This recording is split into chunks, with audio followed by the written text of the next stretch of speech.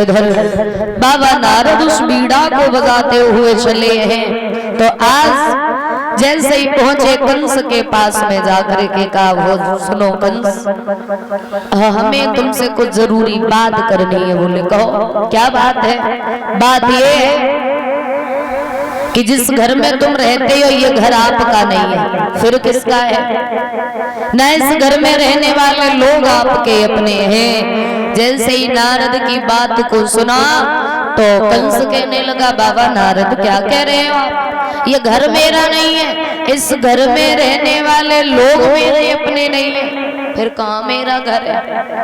कौन मेरे अपने हैं? देव ऋषि नारद कहने लगे, सुनो कंस, तुम्हारा घर है मथुरा में, तुम्हारे पिता हैं जिनका नाम है महाराज उग्रसेन, तुम्हारी माँ जिनका नाम है महारानी पवन रेखा, और जब तुम छोटे से थे तो तुम्हारे पिता ने तुम्हें जल में बहा दिया था। और सुनो, बचपन से तुम यहाँ पर रहे हो तो तुम यहाँ अपना घर ये समझ रहे हो। कंस कहने लगा, बाबा नारद इसका मतलब ये है कि मेरे पिता ने मुझे जल में बहा दिया था? बोले बिल्कुल। अगर हम अपने पिता से बदला लें तो फिर कैसे लें? कहने लगे, बदला तो ले लोगे पर एक उपाय है। क्या उपाय है? कि पहले तुम भोले बाबा का भजन करो और उनसे अमर होने का वरदान प्राप्त करो, और जब तुम अमर हो जाओ तो फिर तो तुम्हें कोई नहीं मार सकता है। और जैसे ही कहा, बोले बात तो ठीक है। समय गुजरता गया, भोले बाबा की घोर समाधि लगाई, भोले बाबा प्रकट हो गए। कहते हैं भोले बाबा जो होते हैं इनका नाम भी भोले है और ये स्वभाव से भी भोले हैं। जो इनकी पूजा सच्चे मन से करे ना भक्त, तो मनोकामना हमेशा पूरी होती है। भोले बाबा प्रकट हो गए, और जब भोले बाबा प्रकट हो गए कहने लगे, कहो क्या वरदान मांगना चाहते हो?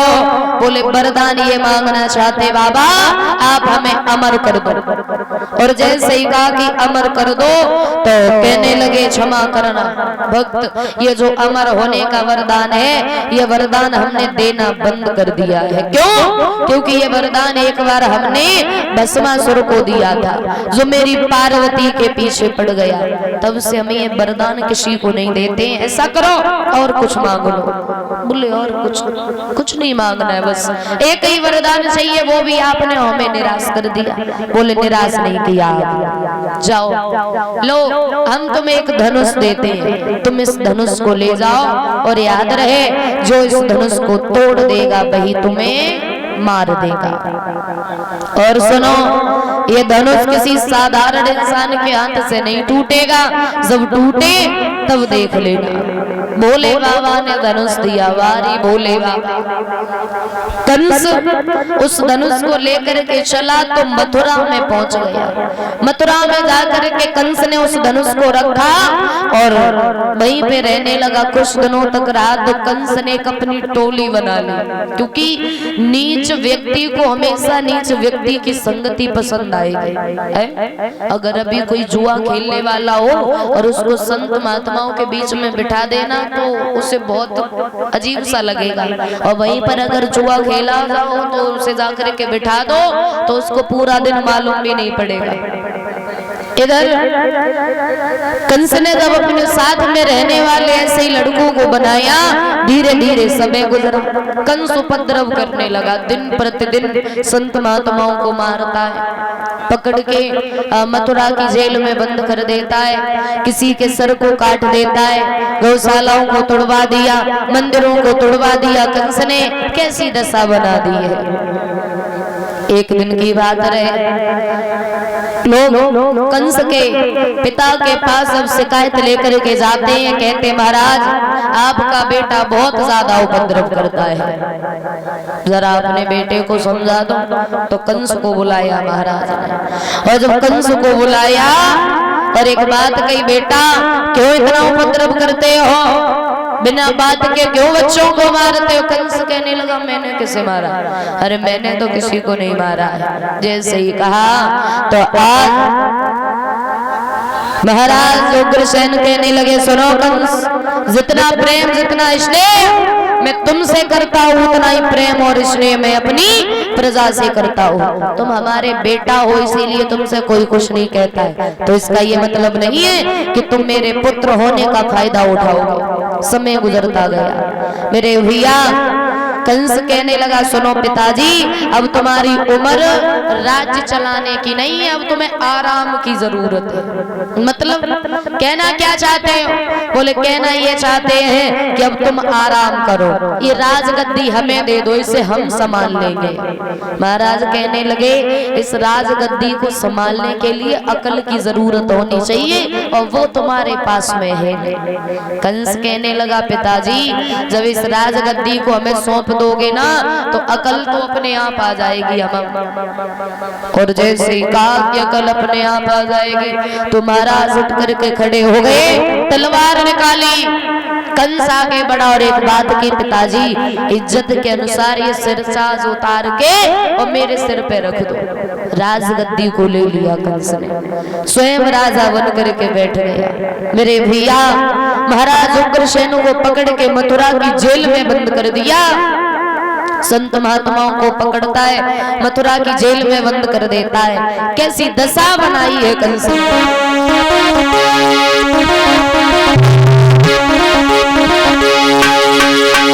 कंस राज के शासन में और कानून नए नए चलन लगे। अब लुच्चाई और लफड़न के रबड़ी संग भोज खबर लगे।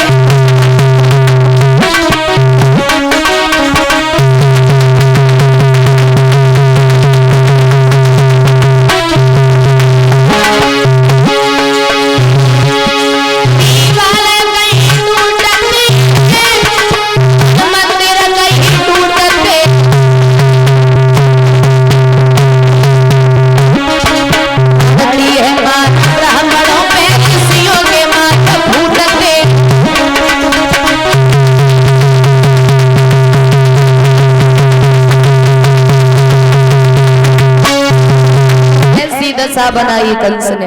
मंदिरों को तुड़वा देता है, गौशालाओं को तुड़वा देता है। मेरे भैया धीरे धीरे समय गुजरता चला जाता है। एक दिन की बात रहे, कंस राज गद्दी पर बैठा हुआ था।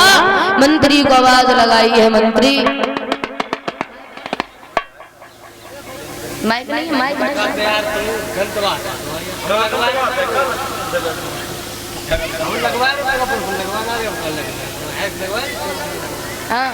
कैचिंग वाला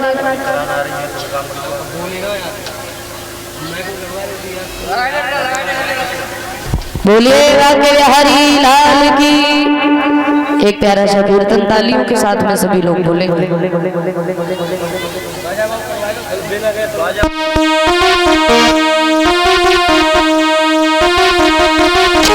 बोलेंगे ताली बजा के सभी लोग।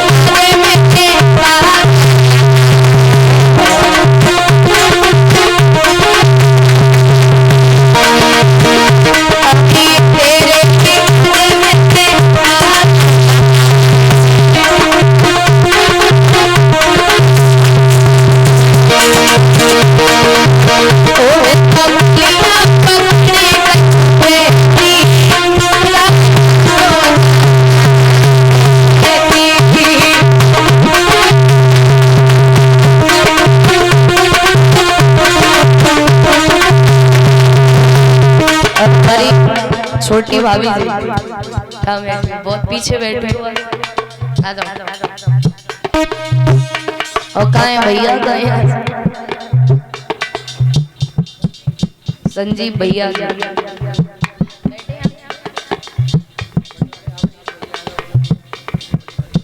अवनीश भैया नहीं सुनेंगे, इधर आओ, इधर आओ, इधर इधर सामने से, सामने से। एक बात बताएं आपको, आ जाओ। भाभी आपकी धर्मपत्नी हैंगी, बुलाओ।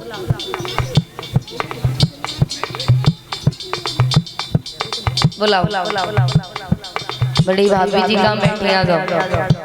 आप भी आ जाओ, इधर आओ, इधर सामने ऐसे। बहुत बढ़िया। आप इधर इधर वहां पे पहुंच जाओ, ऐसे आ जाओ। एक लोग और है, उन्हें भी बुलाओ। आओ सभी लोग आ जाओ। हाँ बुलाओ भैया को। संजीव भैया फौजी जी कहाँ हैं, आ जाओ भैया। और दीपू भैया जी, हाँ लगना चाहिए भाई, कथा करा रहे हो, एकदम रौनक होनी चाहिए। उधर वहां पे पहुंचो, यहाँ पे नाचो।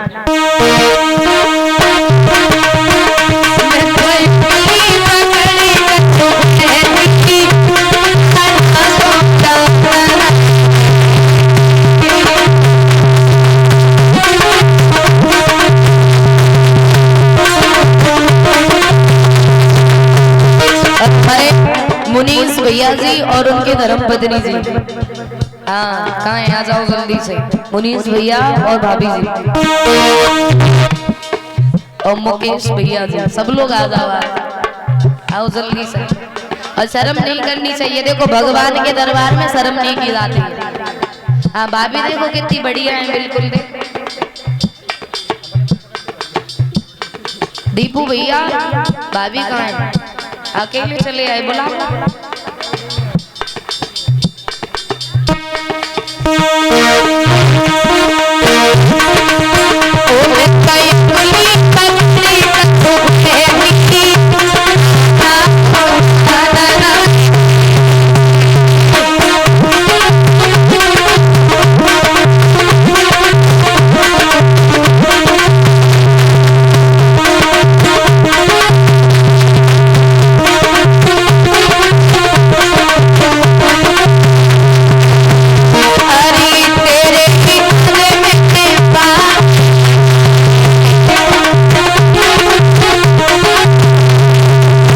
नाचो आप लोग तो खड़े हो, नाचो।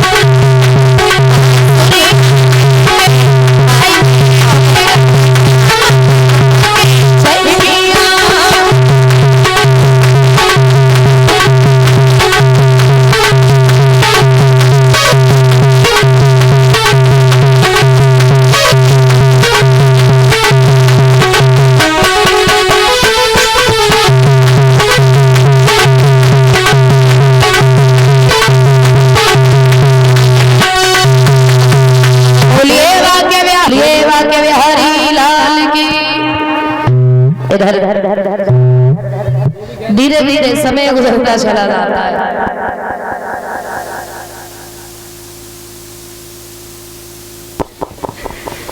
इधर धीरे धीरे समय गुजरता चला जाता है मेरे भैया। आज कंस के घर में कंस की सचेरी बहन देवकी अस्थि प्राप्ति ने देखा तो एक बात कही, महाराज ऐसा करो, तुम्हारी बहन शादी के योग्य हो चुकी है, आप अपनी बहन का विवाह कर दो और इसको इसकी ससुराल भेज दो। जैसे ही कहा तो कंस कहने लगा, सबसे छोटी बहन है और सबसे ज्यादा प्रिय है, बड़ा प्रेम करता हूं मैं अपनी बहन से, अभी इसका विवाह कैसे कर दूंगा। अस्थि प्राप्ति बोली, अगर तुम इसका विवाह नहीं करोगे तो हम अपने पियर चले गए और जब तक वापस लौट करके नहीं आएंगे जब तक तुम अपनी बहन का विवाह नहीं कर दोगे। जैसे ही कहा तो कंस बेचारा मजबूर हो गया। आज अपने परम मित्र वसुदेव जी के लिए पत्र लिखने लगा कंस।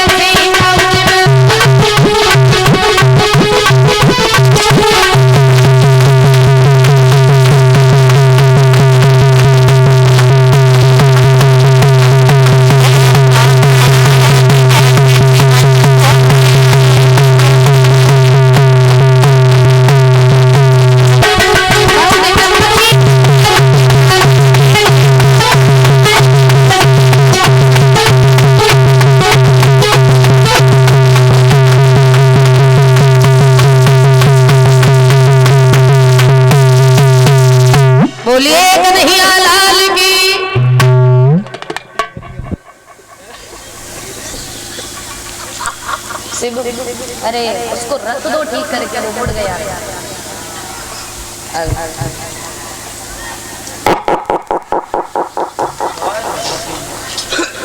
उठ गई। और ये हमारे बड़े भैया श्रीमान पुष्पेंद्र सिंह इसी गांव गोपालपुर से एक हार पहना के हमारा सम्मान कर रहे हैं और 101 रुपए से, और हमारे बड़े भैया जी को भी सम्मानित कर रहे हैं 100 रुपए से, और 100 रुपए से परीक्षित महाराज जी को सम्मानित कर रहे हैं, 100 रुपए से गणपति महाराज उनकी धर्मपत्नी जी को भी सम्मानित कर रहे हैं, और सभी भाइयों को 50-50 रुपए से सम्मानित कर रहे हैं, और एक टिफिन और 11-11 रुपए से कलश वाली बहनों को सम्मानित करेंगे। खड़ी हो जाओ कलश वाली बहनों। ये hello hello hello hello.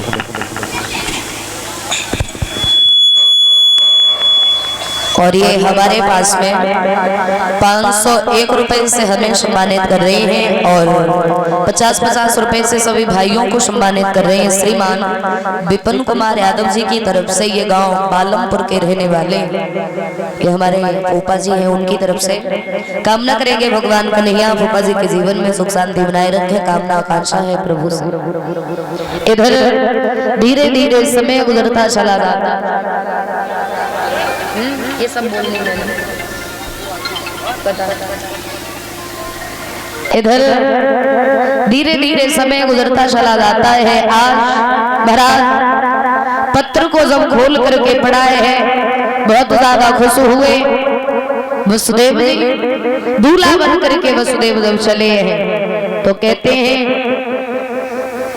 Devaki की सखियां देवकी के पास में आती हैं और देवकी से कहने लगी, बहन तुम्हारा विवाह है और हमने तुम्हारा श्रृंगार भी नहीं किया है, तो लाओ आज तुम्हारा श्रृंगार कर दे।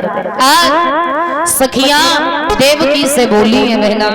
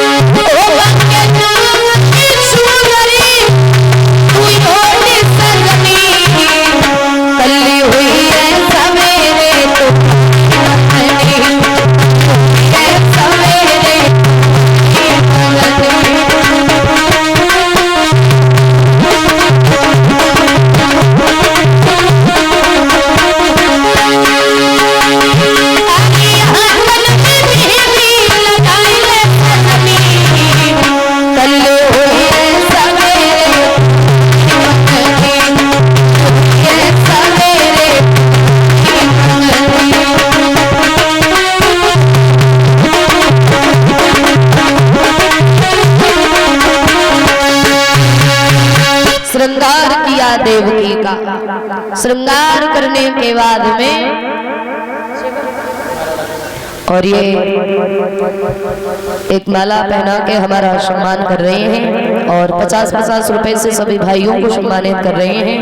और एक एक माला पहना के परीक्षित महाराज यज्ञपति जी का सम्मानित कर रहे हैं और एक एक टिफिन से कलश वाली बहनों को सम्मानित कर रहे हैं। ये श्रीमान प्रवीण कुमार जी की तरफ से, ये द्वारिकापुर के रहने वाले हैं। कामना करेंगे भगवान कृष्ण भैया जी के जीवन में सुख शांति बनाए रखें। कलश वाली बहनों खड़ी रहो, आज आप बैठो नहीं, खड़ी रहो, आज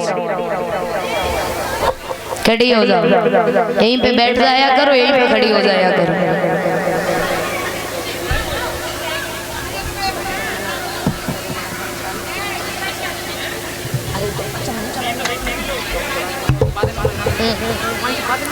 इधर श्री सुखदेव जी समझा के कहते हैं राजन परीक्षित, धीरे धीरे समय गुजरता चला जाता है। आप किसको चाहिए? आप क्या दो? इधर देवकी की सखियां जब देवकी के पास में आई, देवकी का श्रृंगार किया उन्होंने, विवाह हुआ। विवाह होने के बाद में इधर विदाई का समय आता है तो आज देवकी अपने भैया कंस के गले से लग करके रोने लगी है। रोके कहती है, भैया